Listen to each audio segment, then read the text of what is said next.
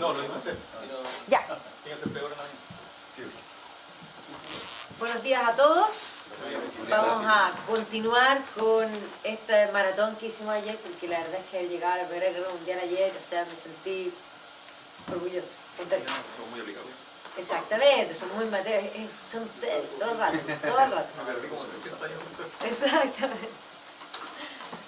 Bueno, vamos a iniciar aquí con esta imagen que de algún modo es la única manera de poder explicar lo que va a ser el mundo del año en el fondo, o vamos a poder explicar lo que va a ser el ascenso de Hitler y la Segunda Guerra Mundial, que es lo que vamos a ver ahora. Inicio con esta imagen con Lenin y la Revolución Rusa. 1917, en plena Primera Guerra Mundial, se va a producir la llamada Revolución Rusa. La Revolución Rusa del año 17 tiene dos fases.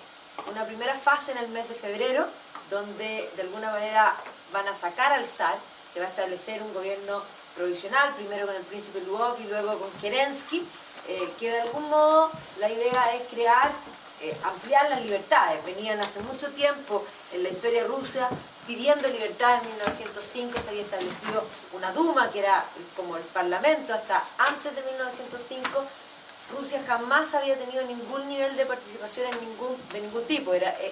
Rusia es y había sido una autarquía. Digo que es porque sigue siendo. ¿Ya? O sea, no piensen que estos eventos cambiaron mucho, porque de alguna manera después de la Revolución Rusa del 17 se va a instaurar de alguna manera lo que va a ser el gobierno comunista, que también se va a convertir en una autarquía, y posteriormente el gobierno comunista, y tenemos a Putin, que tampoco es muy distinto. O sea, Rusia no es democrática, ni va a ser nunca democrática. Pero efectivamente en 1905 habían logrado un parlamento y habían logrado que se aceptaran los partidos políticos. Por ejemplo, hasta antes de eso no existía. En 1917 el gobierno provisional quiere dar estas anheladas, comillas, libertad. El problema del gobierno de Kerensky va a ser que va a cometer el error, o no, porque voy a explicar ahora por qué lo comete, de mantener la guerra. ¿Ya? La Primera Guerra Mundial era tremendamente impopular. El zar había hecho alianza y había dado su palabra, por lo tanto el zar no se iba a salir de la guerra simplemente porque era impopular. Pero el zar tampoco era tonto, no es solo esa la razón, sino que para 1917 los alemanes habían conquistado una cantidad importante de territorio ruso y de hecho todas las tierras más fértiles de Rusia. Por lo tanto, salir de la guerra significaba entregarle todos esos terrenos a los alemanes, y más valía, de alguna manera se veía, esperar, tratar de aguantar para que Alemania ojalá perdiese y poder recuperar el territorio. Entonces, por eso el zar no salió y por eso Kerensky tampoco salió. Ahora, la guerra sí, era tremendamente impopular, y en ese contexto los alemanes se van a preocupar de tomar a Lenin, que Lenin había tenido una carrera bastante revolucionaria, primero el interior, había estado exiliado en Siberia y luego había pedido irse de Rusia y había estado en Londres, había estado en München, había terminado en Suiza y había hecho una carrera, digamos, y se había vinculado con todas las izquierdas de Europa, pero para este entonces ya prácticamente se veía que su carrera estaba relativamente fracasada, que no, era todo como un sueño. Pero en 1917 se le dio esta oportunidad y va a llegar, y ya el Partido Socialdemócrata, que era el partido que de alguna manera al que pertenecía Lenin, había tenido en su congreso una decisión, se había dividido en, de alguna manera, los que querían tomar el poder solos, que se van a denominar la mayoría, y por eso se llaman los bolcheviques, bolchevique significa mayoría, y los que querían gobernar como en alianza, que eran los llamados minoría o mencheviques. O sea, él era el líder del grupo de los bolcheviques. Y va a llegar y va a lograr radicalizar la revolución. O sea, la revolución se había producido una revolución en febrero de 1917 y se había sacado al zar. El zar quiso abdicar en favor de su hijo, luego en favor de su hermano, y finalmente se estableció el gobierno provisional, que, como les dije, tiene el pero de haber mantenido la guerra. Entonces, ¿qué promete Lenin? Cuando Lenin llega, promete tres cosas. Promete tierra, promete paz y promete pan. Sí, nos da mucha risa porque los políticos efectivamente prometían pan. Ya no, la verdad es que si viniera un político a ofrecernos marraquetas nos daría un poco de risa, ¿ya? Pero efectivamente hay que comprender que es un mundo un poco distinto. Y en el caso de Rusia, estas tres promesas tenían un sentido muy importante, porque primero, en Rusia existieron siervos hasta 1861, en el fondo, cuando el zar Alejandro II los libera. O sea, había, para 1860 aproximadamente, habían dos países de base esclavista. Rusia, que tenía siervos de la siervos plebe. eran personas. O sea, a ver, los siervos no son esclavos propiamente tal. Ya, no es la persona propiedad de otra persona, sino que la persona está atada a la tierra. Y por lo tanto, si yo vendo la tierra, yo vendo tantos acres o tantas hectáreas, tantas almas. ¿Ya? O sea, no son propiedad de la persona, sino que están amarradas a la tierra. Y en 1860, digamos, la década de 1860, Alejandro II liberó los siervos de la tierra. Y el otro país que dije que tenía base esclavista es Estados Unidos. Obviamente que viene la guerra de secesión, todo el tema de la liberación, el edicto de emancipación de Lincoln. ¿Ya? Pero en este caso les habían dado libertad a los siervos y al principio esto se cogió con gran alegría. Pero el problema fue que se les dio libertad, pero no se les entregaron tierra. Y antes, al menos, ellos tenían tierra asegurada. Ellos eran parte de la tierra. Y por lo tanto, cuando se les liberó, quedaron peor. ¿Ya? El zar Alejandro II estaba viendo cómo solucionar este problema, pero lo asesinaron. ¿Ya? Y luego, en el fondo, su hijo Alejandro III tampoco, en el fondo, solucionó el problema. Y luego viene Nicolás II, y ese era un problema que estaba literalmente, como diríamos, dando bote. Entonces, la promesa de Lenin de tierra era una promesa tremendamente anhelada. Ahí hay una silla. Ahí entre medio. Era una promesa realmente anhelada. Tierra, paz. La guerra era impopular y además se había hecho conscripción y todos los campesinos habían tenido que abandonar sus tierras para irse al frente. Por lo tanto, la paz era algo también tremendamente importante. Y pan, bueno, la verdad es que para nosotros consideramos que el ítem comida lo tenemos solucionado, pero hay que comprender que en la historia generalmente no se tenía solucionado. O sea, la promesa de pan, que Dios nos da un poco de risa, digo, a menos que viniera un político y me dijese, voy a asegurar que no le vamos a sacar la sal a la marraqueta, ¿no es cierto? Pan con pan. Pero la verdad es que sí, nos sorprende un poco, pero hay que comprender que esa era una promesa lógica. Y evidentemente que en octubre, y por eso el término que me interesa a mí es octubre, en octubre de 1917, Lenin va a radicalizar la revolución, se va a tomar el poder. Este acto de tomarse el poder va a ser un acto no sangriento, de hecho. ¿Ya? Es más, los bolcheviques van a entrar al Palacio de Invierno después de saquear toda la bodega, los vinos y tomárselos todos, porque literalmente eso es lo que van a hacer. Van a buscar al gobierno provisional y van a tomar el poder no en forma sangrienta. Posteriormente Lenin, cuando hagan la película Oktoba, que eso es lo que me interesa el término, octubre, Oktoba, Eisenstein, que era el gran, digamos, el gran cineasta del mundo bolchevique, va a hacer una película heroica en la cual uno ve a la gente correr sobre el Palacio de Invierno, subir en el fondo las rejas, y sí se ve un acto violento. ¿Ya? Y es más, esas son las imágenes que uno siempre ve como octubre de 1917. Pero no fue violento. ¿Y por qué la película sí es violenta? Bueno, porque Lenin incorpora en su teoría la violencia, y era poco chic haberlo hecho sin violencia. Entonces había que mostrar que había sido como parte de su ideal. Bueno, entonces Lenin se toma el poder e inicia esta revolución rusa que de algún modo quiere implementar las ideas de Karl Marx en una realidad que no se ajusta a la teoría de Marx. ¿Ya? Porque hay que comprender que Marx escribió para el mundo industrial. Marx escribe el manifiesto comunista con Engels en Inglaterra, que era el país lejos más industrial. Ellos estaban seguros que la revolución era algo natural, que era la fase siguiente del capitalismo y que iba a llegar en Inglaterra. Ok, ya, si no llega en Inglaterra, en Alemania. Ya, ok, si no llega en Alemania, pero en un país industrializado, en un país de base obrera, ¿ya? No en Rusia, que apenas tenía una incipiente industrialización y que era un país de base agraria. Y por lo tanto, como a Lenin no se le ajusta la teoría, y es más, Lenin cambia a Marx, porque Marx piensa que la revolución va a llegar sola. Lenin piensa que la revolución no va a llegar sola, y que hay que provocarla. Entonces, cuando uno dice marxismo-leninismo, es un marxismo que toma las armas para hacer la revolución. Ya se convenció que no va a llegar sola. Marx, de algún modo, era de tomar palco, porque este era un proceso inevitable, que iba a llegar, y él esperó toda su vida con Engels y estuvieron así. Ahora viene, oso. Este sí que sí, ahí, oso. Y se murieron sin ver la revolución. ¿Ya?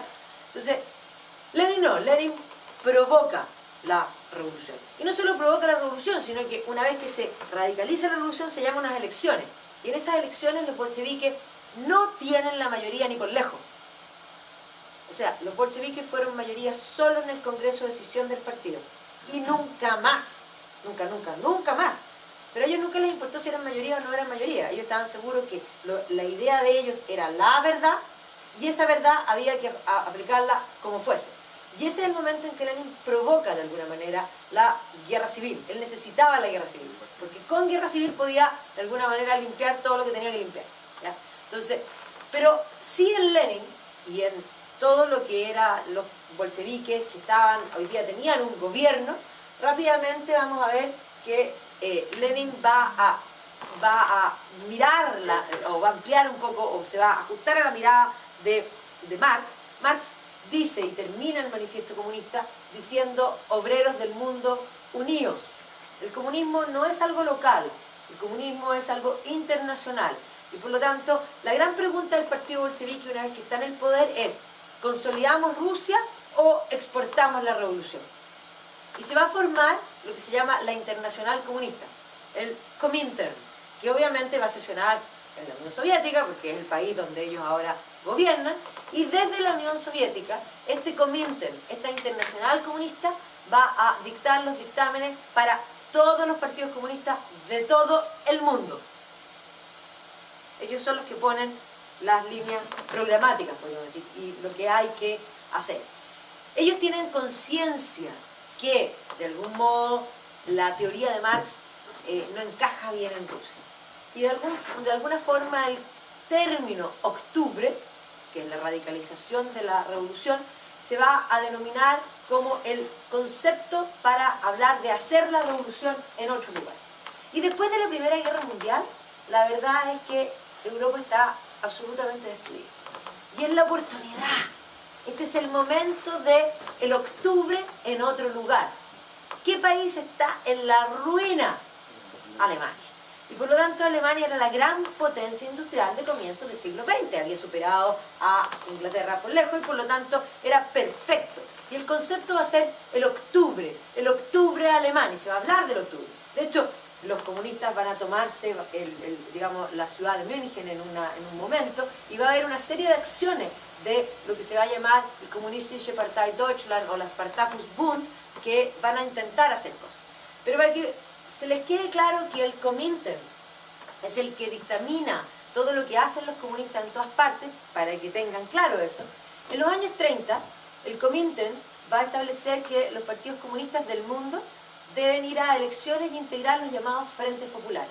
Y en Chile, el Partido Comunista sigue los dictámenes del Comintern, integra el Frente Popular y lleva al gobierno a Pedro Aguirre Cerda, después a Juan Antonio Ríos, y después a Gabriel González Videlas, que hace la ley de defensa del Estado y lo saca, ¿ya? Pero nuestros comunistas aquí seguían los dictámenes de lo que se establecía en la Unión Soviética. Otro ejemplo. En los años 20, Antonio Gramsci, que es el creador del Partido Comunista Italiano, plantea la idea de que el comunismo debe apropiarse de las áreas estratégicas de la sociedad y que la revolución no hay que hacerla de abajo, sino que hay que hacerla de arriba. Dice, los comunistas tienen que apropiarse de la educación, de los medios de comunicación y de la cultura. ¿Ya? Y desde ahí permear la sociedad y hacer la revolución al revés. Esa idea, que en el fondo es el estructuralismo propiamente tal, está súper vigente hasta el día de hoy, y lo han hecho súper bien. No podemos decir otra cosa, o sea, la intención de dominio de esas tres áreas es una intención importante y deliberada. Pero cuando el Comintern toma la decisión de seguir las ideas de Gramsci, hace un llamado a los artistas del mundo afiliarse al Partido Comunista. Y ese es el minuto en que Picasso se hace comunista, es el minuto en que Neruda se hace comunista, y es el minuto en que todos nosotros nos creímos la idea de que para ser artista hay que tener un bolso cruzado, una chala y ser de izquierda. Mentira. Para ser artista hay que ser buen artista y no tiene color político. ¿Ya? Pero nosotros estamos absolutamente convencidos que son todos de izquierda.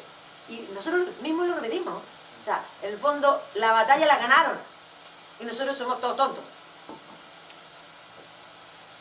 ¿Ya? Pero para que vean que desde aquí se comandaba todo el mundo.